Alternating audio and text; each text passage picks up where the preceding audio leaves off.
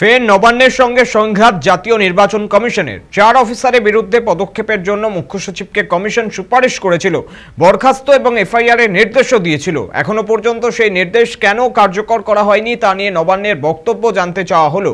দ্রুত ওই অফিসারদের বিরুদ্ধে পদক্ষেপ করতে বলা হলো এবং সোমবার 3টের মধ্যে এই নিয়ে উত্তর দিতে মুখ্য সচিব মনোজ পন্তকে বার্তা দিল কমিশন।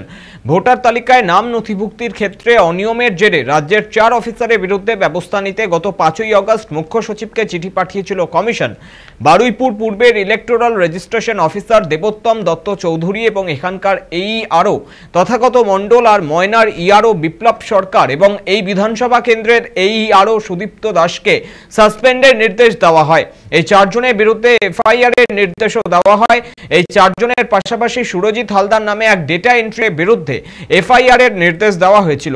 কমিশনের ওই পদক্ষেপ নিয়ে দুদিন আগেই সরব হয়েছিলেন মুখ্যমন্ত্রী মমতা বন্দ্যোপাধ্যায়।